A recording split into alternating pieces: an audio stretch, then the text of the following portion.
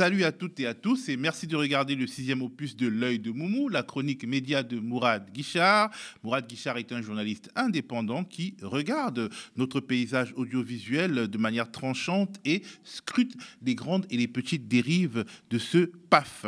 N'hésitez pas à faire connaître cette chronique autour de vous, à partager le lien de la vidéo YouTube et à faire connaître ce nouveau rendez-vous du média. Salut Mourad. Bonjour à toutes et à tous, bonjour à toi Théo. Aujourd'hui, comme la semaine dernière, nous aurons un invité sur le plateau dans la rubrique Au microscope. Il s'agit du journaliste Pablo Pio-Vivien, journaliste rédacteur en chef de la revue Regard. Pablo Pio-Vivien est à la fois animateur d'un média indépendant, engagé à gauche et intervenant régulier dans des médias mainstream comme la chaîne d'information continue BFM et comme France 2 aussi dans le cadre de l'émission Quelle époque de Léa Salamé. Pourquoi il y va ? Comment ça se passe? Peut-on vraiment y porter une parole différente? On évoquera ces sujets, mais commençons par les tops et flops. Et tu voulais commencer par une mise au point.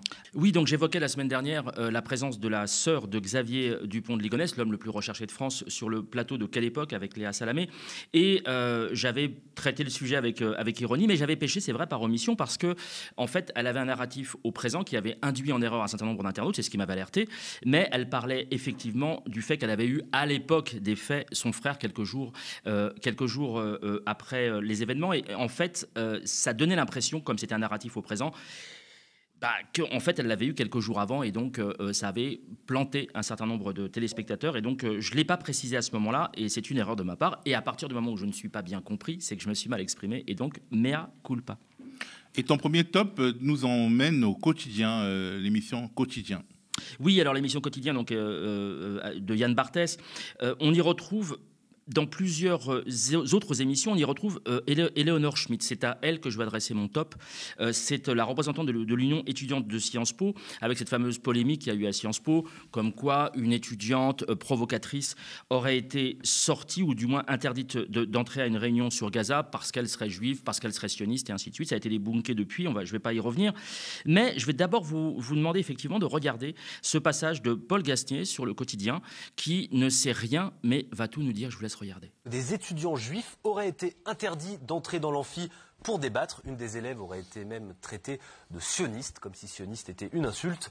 Aujourd'hui, Juliette Pellerin, Adrien Hacot et Théo Palfrey sont retournés devant l'école.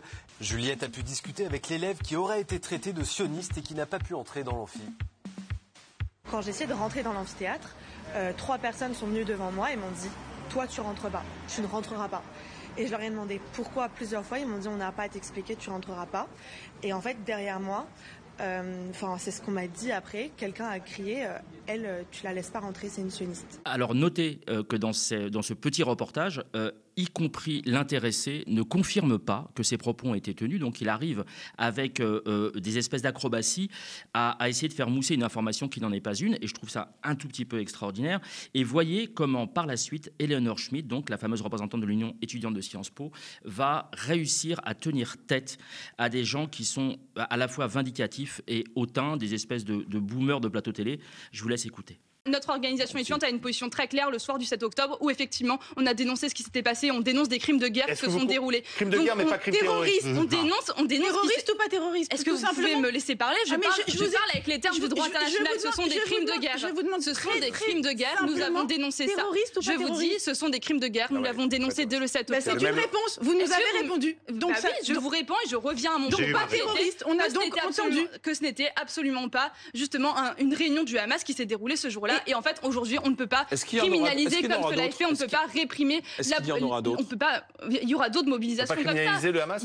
On ne peut pas. Non, j'allais dire, on ne peut pas criminaliser aujourd'hui la mobilisation étudiante qui est faite justement pour le cessez-le-feu, pour la paix, et je pense que c'est une cause qui est juste. Ton deuxième top nous emmène à France Info. Oui, alors c'est Alix Bouillaguet donc qui se retrouve face à Émeric Caron et j'ai trouvé. Alors, à propos de Rima Hassan. C'est qui Alix Bouillaguet? Alors c'est une journaliste qui officie sur France Info et elle est face au député LFI Émeric Caron qui est interrogé sur la présence de Rima Hassan, donc la militante pro-Palestine qui est présente, je crois, en 7e place sur la liste LFI pour les européennes.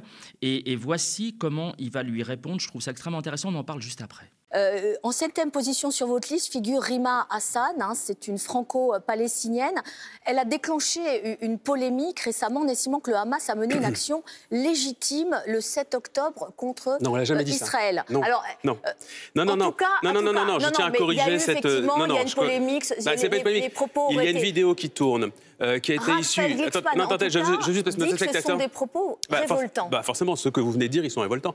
Sauf qu'elle ne les a jamais tenus, ces propos. Alors, ce que je trouve intéressant, c'est qu'en fait, Rima Hassan, vous l'aurez sans doute remarqué, depuis plusieurs semaines, est au cœur de polémiques, de choses complètement, parfois un peu délirantes, qui ne collent pas toujours à la vérité. Et là, j'ai trouvé que Aymeric Caron avait réussi déjà, d'une part, à répondre à Alix Bouillaguet, mais surtout à rétablir certaines vérités. Et je trouve qu'en ce moment, ça fait du bien d'avoir comme ça un petit peu de transparence. Et je tiens à remercier Jean-Paul Barastier qui m'a alerté, un internaute qui m'a alerté sur cet extrait. Et ton troisième top, toujours, il tourne autour de Rima Hassan. Oui, parce que la question de l'antisémitisme, de la Palestine, de Gaza, en ce moment, occupe quasiment 60 à 70% des temps d'antenne. C'est absolument extraordinaire. Et donc là, on retrouve, alors Rima Hassan toujours, on la retrouve face à Gilles Bornstein, notre confrère toujours de France Info, qui là est un peu parti en live avec des questions perfides, mais Rima Hassan, malgré... pardon de le dire comme ça, mais malgré son jeune âge et son expérience assez récente de la confrontation avec les médias, s'en est plutôt bien tiré. Le génocide, c'était la solution finale. Détruire tous les juifs de la surface du monde. Vous pensez qu'Israël veut détruire tous les Palestiniens de la surface du monde? Non, mais alors, il faut bien comprendre que la définition du génocide, elle n'est pas caractérisée selon le nombre de personnes qu'on est en train de tuer. C'est Gilles Devers qui explique très bien ça. Il dit que c'est un génocide par destruction du groupe social. C'est-à-dire détruire tout ce qui peut maintenir, si vous voulez, le Palestinien en vie. Et aujourd'hui, il faut le dire, on est dans des cas de famine avérés qui sont de plus en plus gravissimes. On a également des grandes difficultés à faire arriver l'aide humanitaire à Gaza. Donc je crois qu'effectivement on est dans une mécanique, une politique génocidaire de la part d'Israël à l'égard des Palestiniens. Et pour moi, c'est très important de le dire, elle s'inscrit dans un nettoyage ethnique qui a commencé il y a 75 ans. Et je le rappelle, moi mes grands-parents ont vécu la Nakba. La Nakba, ce n'est rien d'autre qu'un nettoyage ethnique. Est-ce que vous n'avez pas l'impression d'être un peu instrumentalisé par les insoumis pour ce que vous êtes, pour aller chercher les votes des jeunes de banlieue? Non mais je crois que vous êtes... Pardon, mais votre question, elle est un tout petit peu déplacée. Et pour ton quatrième top, tu voudrais féliciter la rédaction de France Inter. Oui, une fois n'est pas coutume. Un petit coup de chapeau à France Inter, parce qu'ils ont fait un reportage en fait sur les manipulateurs, les propagandistes, on peut les appeler comme ça, israéliens ou franco-israéliens, à l'instar de Julien Baloul, qui en fait, on va voir la copie de ce reportage, la copie d'écran de ce reportage, qui en fait sont des gens qui se font passer de manière régulière. Donc je pense à Julien Baloul, qui se font passer pour des gens de la société civile, qui donnent leur avis, qui vont essayer d'apporter la contradiction. En fait, on apprend dans cet article qu'ils sont de manière récurrente en lien avec les autorités israéliennes, donc avec le gouvernement de Netanyahou, et qu'ils reçoivent les éléments de langage qui vont ensuite distiller et donc qui font partie de la propagande guerrière de Netanyahou, qui vise évidemment à justifier le génocide en cours actuellement à Gaza. Donc ça fait du bien d'avoir ce genre de recadrage de la part d'un média comme France Inter en l'occurrence, qui invite parfois des gens qui sont légèrement borderline sur ces questions. Et des tops, on passe au flop avec Pujadas. Alors là, c'est tout à fait gravissime. C'est une espèce de séquence où ils vont essayer de justifier, donc sur LCI, ils vont tenter de justifier le fait que est-ce qu'on peut parler vraiment de famine actuellement, alors qu'on sait que les convois se multiplient, sont parfois même empêchés de passer à Gaza.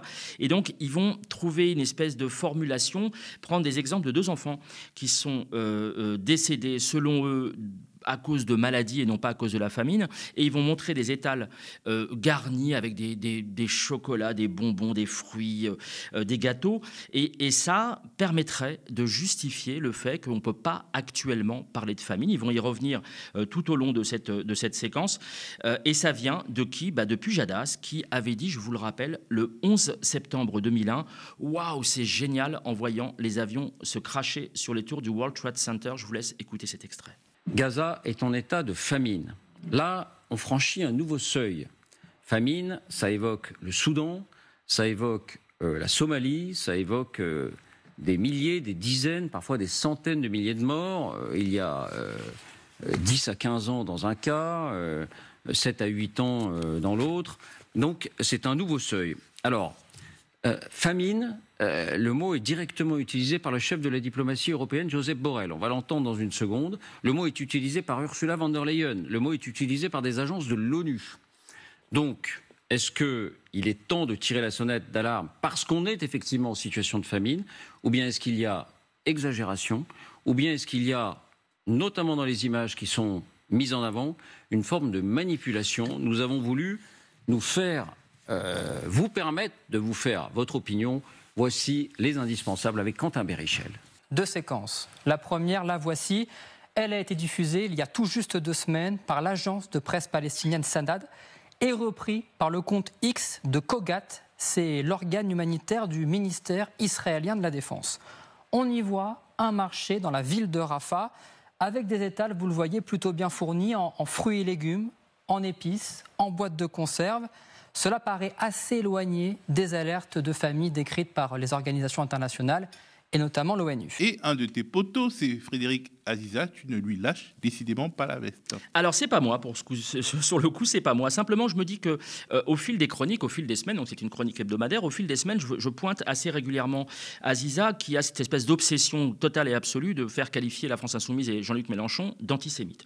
Eh bien je suis tombé par hasard sur une vidéo, un montage vidéo, alors je ne sais pas qui est à l'origine, mais enfin je le remercie ou je la remercie, pour vous montrer à quel point c'est une obsession, à quel point c'est récurrent et à quel point ça devrait quand même poser question aux responsables de Radio J de savoir si c'est toujours un journaliste ou alors un militant communautaire. Je vous laisse écouter. Mélenchon, c'est quoi? C'est un antisémite? Et Mélenchon, c'est un antisémite, Éric Dupond-Moretti? Mélenchon est antisémite?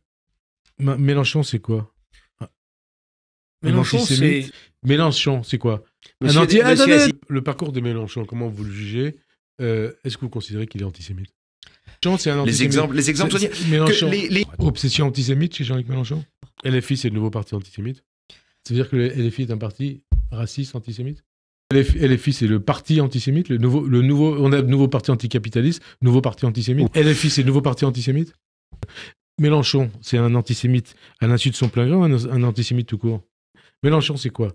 C'est un antisémite à l'insu de son plein gré ou c'est un antisémite tout court? Mais quand même, Mélenchon, antisémite. Je viens de vous répondre. À l'insu de son plein gré, antisémite tout court. Mélenchon, c'est quoi? C'est un parcours à la DA, à la Doriot? C'est un antisémite à l'insu de son plein gré ou un antisémite tout court? Mélenchon est une ordure antisémite. Oui. Hein? Oui. Comment vous le dites? Mélenchon est une ordure antisémite. Est-ce que le procès en antisémitisme fait des gens qui Mélenchon est pour vous justifié? Oui, c'est un antisémite. Oui. Hein? Mais dites-le. Je vous le dis. Non, mais j'ai pas compris le sens de votre réponse. Enfin, c'est surtout un militant anti-Mélenchon. Alors ça, je pense que c'est sa religion numéro 1, effectivement. Alors, tu voulais aussi évoquer l'état des lycées en région parisienne. Oui, parce qu'on sait, par exemple, des syndicats comme CGT Éducation ou par la FCPE, l'association de parents d'élèves, on sait très bien dans quel état se trouve un certain nombre de lycées en région parisienne. Et bien, il s'est trouvé sur BFM un certain James Chéron, qui est vice-président à la région en charge des lycées, qui est venu dire, vous allez écouter, c'est absolument extraordinaire et sans contradiction particulière, qu'en fait, il n'est absolument pas au courant du dossier, qu'on lui fait remonter des informations comme quoi tous les lycées sont nickel, que tout va bien. Si on pointe la vétusté des lycées, c'est évidemment une stratégie, devinez de qui? De LFI. Je vous laisse écouter. L'état de l'établissement tel qu'il est décrit dans cette vidéo ne correspond pas à la réalité de cet établissement. Et je voudrais dire que nous avons depuis quelques mois maintenant un phénomène sur les réseaux sociaux qui s'apparente à de la manipulation politique. Ça a été théorisé par un député LFI qui s'appelle Louis Boyard, qui est député du Val-de-Marne, et qui explique, on le voit dans une vidéo, qui explique que LFI veut créer la panique en utilisant les réseaux sociaux. C'est ce qu'ils essayent de faire ici. Il ne faut pas tomber dans ce piège. Il ne faut pas tomber dans ce piège parce qu'il y a des travaux à faire dans des établissements et il faut pouvoir conserver la lumière sur les établissements qui nécessitent notre intervention et ne pas détourner notre attention sur des établissements qui ne nécessitent pas un tel brouhaha médiatique. Ah, si LFI n'existait pas, il aurait fallu le créer. Absolument.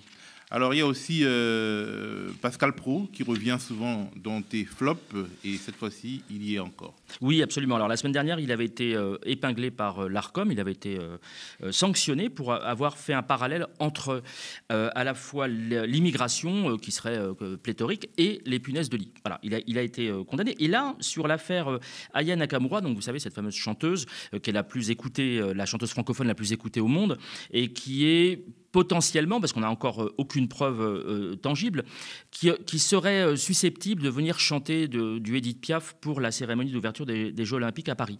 Eh bien, il a eu une espèce de mea culpa léger en disant que peut-être, si on lui rentre dedans, c'est pour des raisons racistes qui seraient donc pas très bien dans une émission où, depuis des semaines et des semaines, tombent des poubelles entières de déchets sur la tête d'Aya Nakamura, qui sont évidemment des propos essentiellement racistes.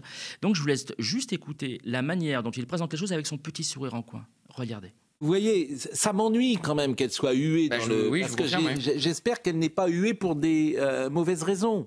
Vous me suivez? Je vous suis très bien. Bon, on peut ne pas aimer Aya Nakamura, mais on peut ne pas l'aimer aussi pour de bonnes raisons. Ne pas aimer, pourquoi pas, ses paroles. Oui, mais c'est la banderole qui a été déployée par des identitaires.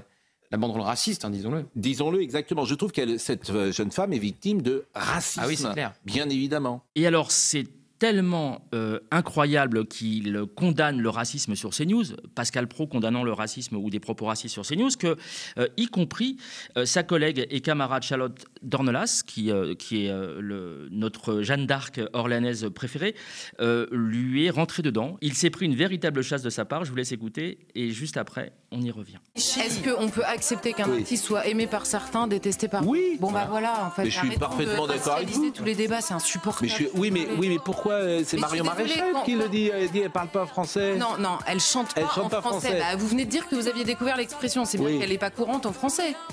Oui, mais vous voyez bien ce qu'il y a derrière cette phrase. La banderole, c'est autre chose. Vous voyez bien ce qu'il y a derrière cette phrase. Vous voyez ce qu'il y a, vous voyez ce qu'il y a derrière cette phrase. Tout le monde le voit. C'est pour ça que la critique a existé. C'est pour ça aussi qu'elle est choisie, parce qu'elle est adorée partout dans le monde, vous le dites. Alors c'est assez sec, hein, mais heureusement, Pascal Praud peut se consoler car il a reçu le soutien appuyé de Françoise Degois dans un tweet qui dit « Disons-le, c'est très bien ce que dit Pascal Praud, pas la peine de vouloir sonder les cœurs et les reins, et pourquoi il le dit, peut-être juste parce qu'il le pense tout simplement. » Donc on apprend grâce à Françoise Degois notamment que Pascal Praud ne serait pas raciste et condamnerait tous les racismes. Alors, tu as un coup de cœur cette semaine, Moumou. Oui, alors c'est France Musique. Je ne parle pas beaucoup de radio ici. C'est l'antenne de France Musique en général. Et puis, une émission qui s'appelle En Piste, qui est présentée depuis 10 ans maintenant. Ils fêtent leur 10e saison par Émilie Munera et Rodolphe Bruno Boulmy. Alors, cette émission, c'est la seule, c'est très étonnant, mais c'est comme ça, c'est la seule émission de critique de disques qui évolue sur la bande FM. Plus aucune radio généraliste, en fait, ne consacre de temps d'antenne à la musique classique. Je trouve ça extrêmement dommage. Donc je voulais les féliciter. Alors si vous avez dans l'idée que France Musique, c'est nous venons d'écouter l'impromptu numéro 4 en si bémol majeur par Alfred Brendel. Nous allons maintenant écouter... Non, on n'en est plus là du tout. Stéphane Grand et Marc Voinchet ont pris il y a quelques années de ça les rênes de France Musique et c'est devenu vraiment une émission du matin jusqu'au soir absolument passionnante. Je vous invite simplement à écouter une fois du matin, donc de la matinale de France Musique qui pour moi est la meilleure, absolument la meilleure au niveau national de Jean-Baptiste Urbain jusqu'au soir très tard. Je vous invite à écouter et vous serez satisfait ou remboursé naturellement. Remboursé par mes soins, je vous enverrai un superbe gobelet, le média, en récompense et en compensation. C'est noté, enregistré. C'est désormais le temps de recevoir sur ce plateau Pablo Pio-Vivien, rédacteur en chef de la revue et du site d'info Regard et intervenant régulier, les mauvaises langues diront caution de gauche, sur des plateaux mainstream. Salut Pablo. Salut. Nous aimerions que tu nous prennes par la main et que tu racontes à celles et ceux qui regardent cette émission comment fonctionne une grande chaîne d'infos comme BFM ou une grande émission de service public comme Quelle Époque, et pour qu'on voit quel est l'intérêt d'y aller, quelles sont les marges de manœuvre qu'on y a et quelles sont les mécaniques qui se mettent en place. Première question, Comment penses-tu être devenu un des chroniqueurs de gauche les plus en vue de cet univers impitoyable et très, très, très droitier quand même? Les plus en vue, je suis pas sûr que ce soit tout à fait le cas et tout à fait la réalité. En fait, moi, c'était il y a 6 ans. Franchement, c'est assez drôle la façon dont ça a commencé ma présence sur ces plateaux télé. C'est que j'étais très ami et collègue de Pierre Jacquemin, qui à l'époque était rédacteur en chef de Regard. Il venait de quitter le cabinet de Myriam El Khomri et il avait écrit un livre qui s'appelait « Ils ont trahi la gauche ». Et où il défonçait en gros le gouvernement et Myriam El Khomri et la loi travail de Myriam El Khomri. Et donc, à ce titre, il intervenait sur les plateaux pour, en gros, vendre son bouquin. Comme il parlait bien, il était plutôt sympathique, etc., et sûrement qui passait bien à la télé. Ils l'ont rappelé, en gros, pour parler un peu d'autre chose et puis pour suivre un peu la mobilisation contre la loi travail. En tant que chroniqueur de gauche, en gros. Il faisait ça gratuitement. À l'époque, c'était vraiment des invitations comme ça, au coup par coup. Et un jour, il ne pouvait pas venir. Et il a dit, vous avez qu'à prendre mon collègue, qui est journaliste à Regard, le tester. Et c'était à l'époque sur CNews. Et donc, j'ai fait comme ça mon premier plateau, un jour où il était rentré chez sa mère, ou je ne sais pas quoi, à Limoges. Et donc, c'est comme ça que la première fois, j'ai fait un plateau. C'était en face de Barbara Lefebvre, qui maintenant officie sur les grandes gueules sur RMC. Ça a été particulièrement dur. Franchement, je m'y attendais pas. J'avais même pas encore parlé. J'avais jamais parlé publiquement. Et en fait, elle a commencé par me pointer du doigt et à moitié à m'insulter en présupposant en fait ce que j'allais dire. Et puis, ils m'ont réinvité sur CNews. À l'époque, CNews, entre parenthèses, c'était il y a 6 ans. C'était pas la chaîne que c'était aujourd'hui. CNews, d'ailleurs, au départ, c'est assez intéressant. Ça s'appelait iTélé quand ça a été créé. Et c'était censé être un peu le pendant de gauche de BFM, qui à l'époque était très droitier et qu'on disait même BFM. Canal. C'était le groupe Canal, effectivement. Et puis après, il y a la dérive qu'on connaît de CNews. Donc j'ai été invité comme ça sur CNews. Et puis après, j'ai commencé à être invité aussi sur LCI. À l'époque, j'étais pas payé, donc tu es invité, ils t'appellent comme ça, parfois au dernier moment, parfois avec un peu d'avance, etc. Et j'ai fait, notamment, j'ai suivi tous les Gilets jaunes. J'étais sur LCI à l'époque, tous les samedis. J'allais de 14h à 18h commenter les Gilets jaunes. C'était assez drôle parce qu'il n'y avait pas d'image. Enfin, on me voyait pas à l'écran parce que ils filmaient en gros les poubelles qui brûlaient sur les ronds-points. Et moi, je commentais en fait. J'étais face à l'époque à des gens plutôt de droite ou d'extrême droite qui disaient que c'était vraiment scandaleux, les Gilets jaunes. Et moi, j'essayais de défendre cette mobilisation et de dire que c'était bien en fait qu'il y ait des gens qui se mobilisent et qui disent merde au système tel qu'il fonctionnait. Et puis, il y a un moment, ils m'ont appelé sur BFM. Ça, c'était il y a 3 ou 4 ans, mais de la même façon, comme ça, au coup par coup, en fait, en fonction des sujets. Dès qu'on parlait un peu de gauche ou de trucs dans lesquels il fallait qu'ils aient un regard d'un type de gauche, ou bien sur la stratégie politique des partis politiques, parce que quand même, à la base, moi, c'est là que j'étais le plus pertinent, ou bien sur des sujets de mobilisation sociale, etc., ils m'invitaient. Et puis, il y a 3 ans, ils m'ont proposé de faire un truc qui s'appelle Face à Duhamel. Donc, c'est face à Alain Duhamel. Il a 12 ou 13 minutes tous les jours, du lundi au jeudi, face à quelqu'un. Et ça, c'est un truc qui est rémunéré sur BFM. Donc, ils ont commencé à... C'est là que j'ai commencé à rentrer dans les rémunérations, quoi, à être... pigé. Donc c'est des piges comme on a dans différents journaux. Et puis ils m'ont appelé après pour d'autres émissions et notamment pour l'émission de 22h à minuit qui est aussi pigée. Et voilà, et ça s'est fait petit à petit comme ça. Donc maintenant, quand je vais sur BFM à certains horaires, je le sais en fait d'une semaine sur l'autre. Par exemple, je vais tous les lundis soirs de 22h à minuit dans l'émission de Julie jusqu'à minuit. Et dans cette émission, je suis pigé et je suis un chroniqueur autour du plateau on est souvent 3 ou 4. Le plus souvent, je suis avec Roselyne Bachelot, par exemple, qui est un peu ma co-débattrice, qui fait la même chose que moi et qui est, j'imagine, pigée aussi. Alors, Laurent Geoffrin sur France Inter évoquait, alors quand il a quitté CNews, en disant qu'il n'y retournerait plus pour X raisons, il avait évoqué, sans rentrer dans le détail, il avait évoqué à peu près 200 € par intervention. On est à peu près dans cette fourchette-là. Ouais, brut. D'accord. Alors, est-ce que c'est à la fois, alors ça peut être les deux, hein, mais ça peut être, est-ce que c'est plutôt la rémunération qui vous fait venir, ou c'est plutôt l'envie de, alors d'abord qu'on parle de votre titre évidemment, Regard, mais aussi l'envie de porter une voix dissidente? Bon, les deux, mon capitaine. C'est vrai que moi, je suis rédacteur en chef de Regard. C'est quand même ça mon boulot principal. C'est d'ailleurs comme ça qu'ils me définissent sur les plateaux de BFM ou les différents plateaux que je fais. C'est-à-dire que ça me situe. C'est comme ça. Mon identité, elle est là. C'est pas chroniqueur BFM ou intervenant parfois. Enfin, ça arrivait 3 fois sur le plateau de Léa Salamé ou sur France 5 dans C'est ce soir. Je suis rédacteur en chef de Regard. Après, c'est sûr que à Regard, on n'a pas des salaires mirobolants très très loin de là. Je vais pas vous dire combien je gagne, c'est vraiment pas beaucoup. Non, mais en fait, en vrai, je pourrais le dire. Enfin, je gagne en dessous du SMIC, en gros, à Regard. C'est un choix délibéré, parce que, comme j'ai déjà expliqué, moi, même si je gagne vraiment pas beaucoup d'argent, parce que là, à la fin du mois, en gros, j'ai entre... Franchement, je vais être transparent, j'ai entre 1600 et 1800 en fonction de mes piges euros net. En fonction de mes piges sur BFM TV. Parce que ça dépend, vous savez, il y a des mois où j'en fais un peu moins, des mois où j'en fais un peu plus.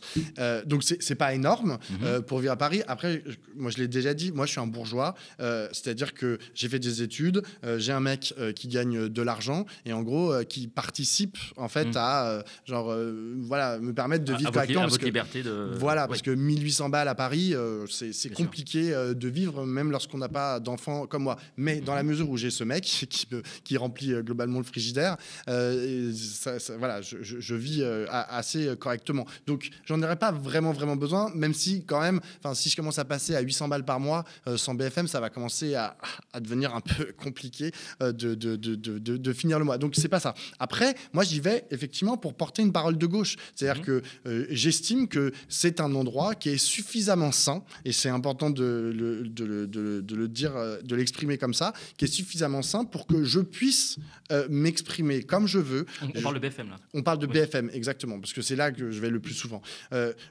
Jamais, en 3 ou 4 ans, où j'y vais plusieurs fois par semaine, on m'a dit « tu dis pas ça ».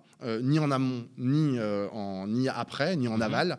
On m'a jamais restreint sur quoi que ce soit. Alors effectivement, je suis pas maître des sujets. C'est-à-dire que c'est pas moi qui fais le bandeau, c'est pas moi qui dit ce soir on va parler de ça plutôt que de ça.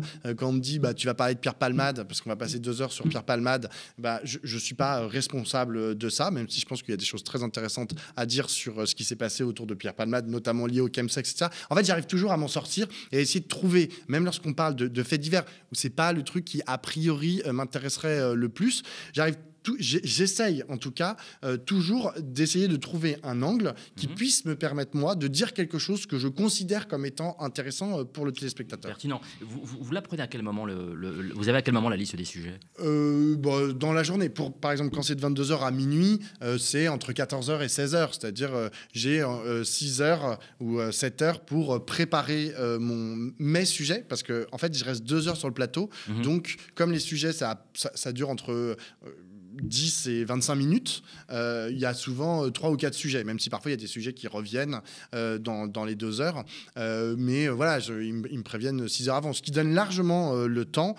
En plus, c'est des sujets que je traite souvent à Regard, voilà, par ailleurs. Donc, c'est pas des sujets où je débarque, quoi. Enfin, je veux dire, on va me dire, oui, Bruno Le Maire, par exemple, veut faire 20 ou 30 milliards d'économies. Je débarque pas sur le sujet, genre à 14h. C'est des sujets que j'ai déjà traités avec des économistes, notamment des économistes atterrés, via Regard. Il n'y a pas un risque, on en parle ici de manière assez régulière, il n'y a pas un risque de tautologie, c'est-à-dire de pouvoir avoir cette impression qu'on peut aborder tous les sujets en connaissant parfaitement chacun des sujets, alors qu'en fait, on est plutôt spécialisé, j'imagine que vous l'êtes, spécialisé dans une chronique, une rubrique particulière, ça peut être la politique, la société. Vous n'avez pas ce sentiment, vous n'avez jamais eu ce sentiment de vous dire, est-ce que je suis légitime pour parler de tous les sujets. Oui, ou dans l'autre sens, est-ce que je suis pas un imposteur? Oui, c'est tout à fait juste, et je pense que, surtout dans ma situation, je pense que ce serait pas normal en fait que de ne pas l'avoir. Après, encore une fois, j'essaye de ne... Moi, par exemple, je fais partie des gens qui, le plus souvent, essayent de citer mes sources. C'est-à-dire que quand on me dit, moi, je suis pas effectivement, par exemple, un économiste spécialiste de la réforme des retraites, comme par exemple peut être Michael Zemmour. Donc, d'ailleurs, ce qui rend souvent Michael Zemmour beaucoup plus efficace que moi lorsqu'il s'agit de traiter des sujets de l'assurance chômage ou de la réforme des retraites que moi. Okay. En revanche, je lis Michael Zemmour. Et je prends des notes quand j'entends parler à la radio, quand il sort une note ou je sais pas quoi, je prends des notes et après j'arrive et je dis bon bah voilà ce qu'a dit Michael Zemmour. Après j'ai une autre façon de le dire. C'est-à-dire que Michael Zemmour, il est universitaire, il a ses mots pour le dire, etc.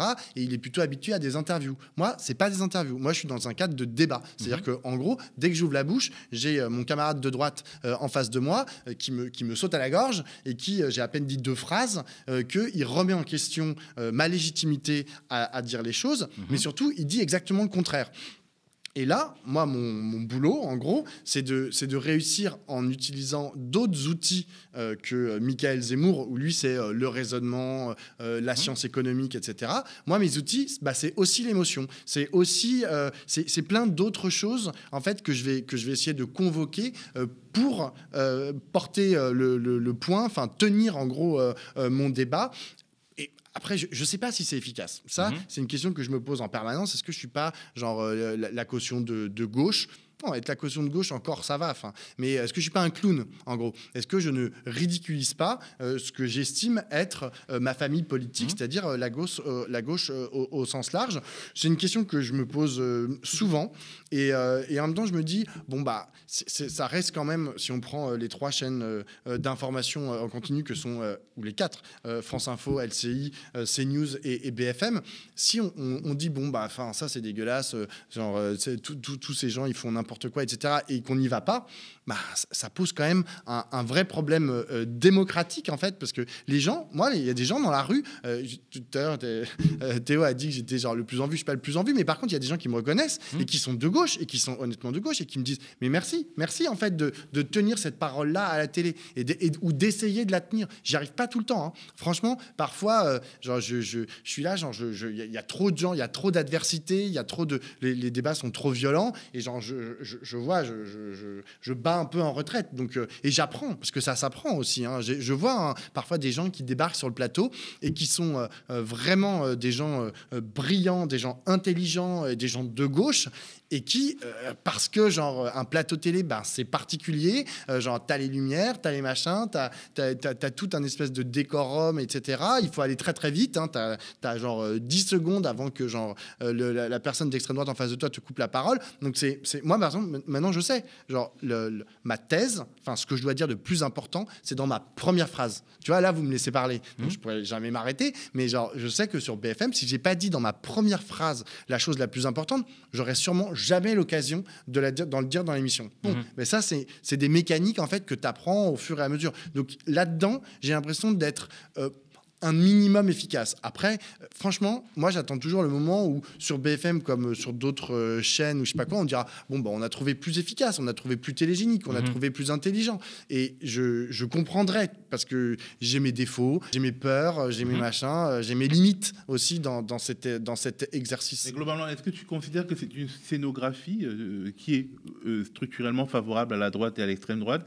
Est-ce que, quelque part, les chaînes d'info ne portent pas l'agenda de l'extrême droite, même si elles ne disent pas exactement la même chose, mais dans la manière de poser l'agenda, elles facilitent la tâche à ceux qui capitalisent sur un certain nombre de thèmes?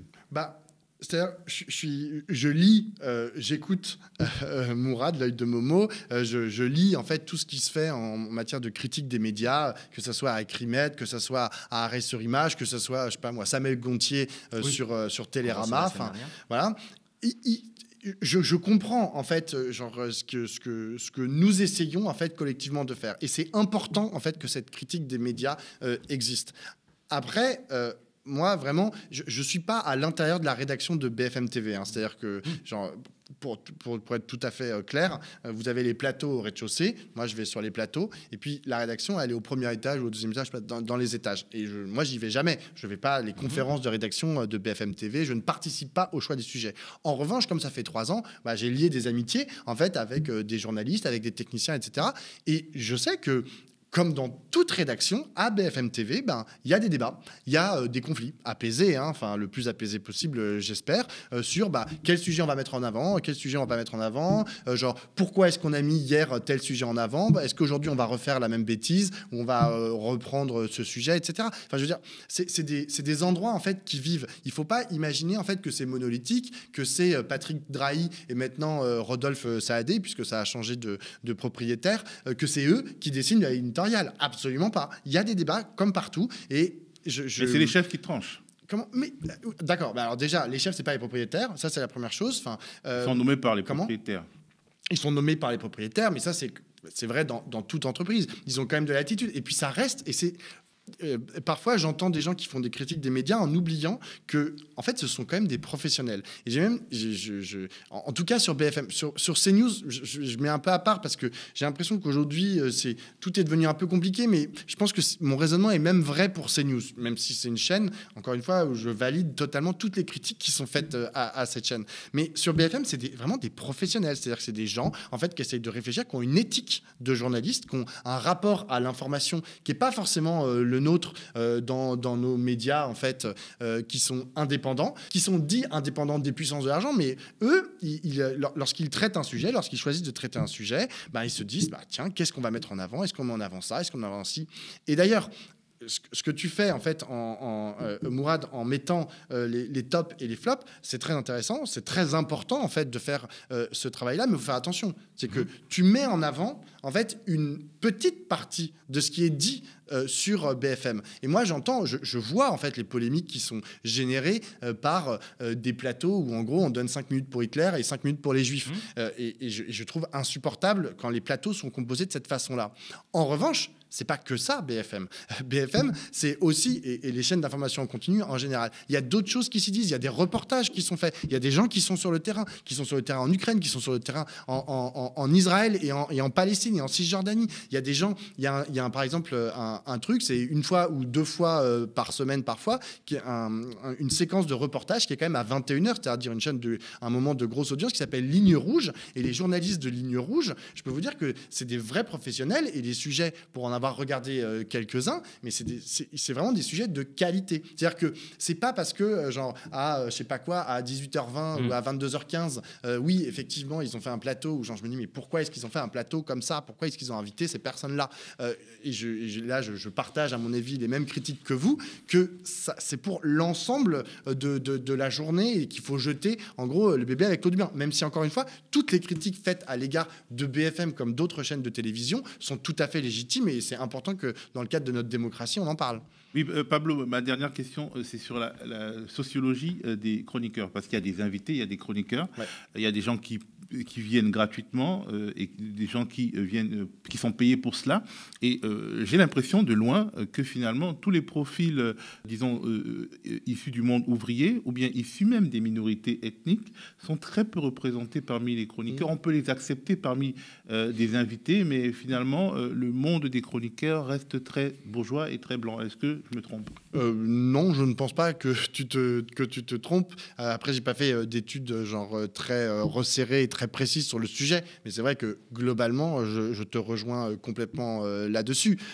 Hélas, c'est un travers que l'on retrouve dans beaucoup d'endroits de la société, à commencer par la politique représentative. Aujourd'hui, franchement, quand tu regardes, même à gauche, le nombre d'ouvriers qui sont élus dans ce que j'appelle ma famille politique, ou le nombre de gens issus des minorités, il reste très minoritaire, quoi, et trop minoritaire à mon sens. Un chroniqueur en Exactement. RMC, il a été débarqué. Exactement. Non, mais alors après, je ne sais pas s'il a été débarqué du fait de son positionnement politique. En tout cas, il a été débarqué. Il a été débarqué. Si c'est pour des raisons de racisme, des raisons d'anti-ouvriérisme, ou si c'est pour des raisons de positionnement politique, que d'ailleurs, en passant, je valide totalement Révolution Permanente, tu vois. Mais c'est pas le sujet. Mais peut-être que c'était ça, peut-être que c'était son positionnement politique. Il y a des personnes racisées dans les grandes gueules, hein, pour le coup. Tu vois, d'ailleurs, il y en a sûrement plus qu'ailleurs, dans les grandes gueules sur RMC. C'est plus facile de percer en tant que chroniqueur quand on est à rebours. C'est-à-dire que si vous êtes noir ou arabe et que vous développez la pensée printemps républicain, vous allez monter plus vite.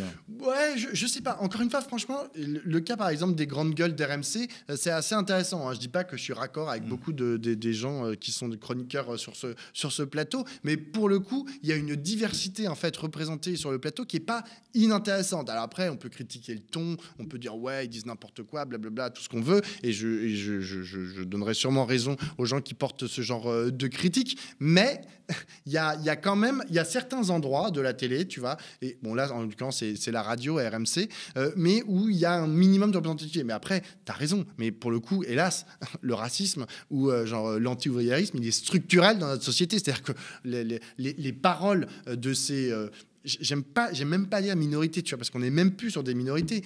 On pourrait poser aussi la question de la femme, et des femmes présents sur ces plateaux et des rôles auxquels elles sont assignées. Enfin, c'est vrai qu'il y a plein de questions, mais encore une fois, c'est pas spécifique à la télévision. Je pense que tu prends les entreprises du CAC 40, tu prends globalement le monde de l'entreprise, tu prends la politique, tu prends plein d'endroits. Hélas, tous les travers que tu pointes du doigt à juste raison, on les retrouve aussi. Merci Pablo. Juste avant de terminer, Mourad, tu avais des petits remerciements. Oui, comme à l'accoutumée, maintenant je trouve ça très, très, très sympa et très juste, parce que c'est des gens qui font vivre le débat, notamment sur les réseaux sociaux. Je voulais cette semaine saluer un nom très dur à prononcer, Tung 31, qui s'appelle aussi Chrétien, V. Vatsaria, Dujac Johan, Omar 75, Petit Chat Rouge, Jean Val, Anarlov, Bembeli, Natalia G. Gonzalez, Lagisquer, Silvio Gessel, Insumiac 59, Isabelle Sénécal, Did 123, Manu 44, Zabou Villon, Sam Boulanger, Jacques Chirac avec 2 E, Carolina Thibou, Agathe Énervé, Vernaïf, Zora, Stéphane K de Bretagne et Néna B. Ici on lutte. Et j'avais juste 2 autres remerciements pour le coup, par rapport à leur production qui est très particulière. C'est à la fois Ulysse, LY2S et Caisse de Grève avec un S qui font des montages absolument incroyables, qui servent d'ailleurs, qui sont souvent retweetés, rebalancés, parce que c'est d'une qualité extraordinaire, et je tenais à les remercier en particulier. Merci Mourad, et merci à vous d'avoir regardé L'œil de Moumou sur le média, sur le canal 350 de la Freebox, sur YouTube ou sur notre site internet. Le média, votre média, on vous le rappelle, ne vit que des abonnements de soutien et des dons de celles et ceux qui le regardent et l'aiment. Si vous le pouvez, donc allez sur lemediatv.fr/soutien et donnez-nous de la force, donnez-vous de la force, restez connectés aux médias.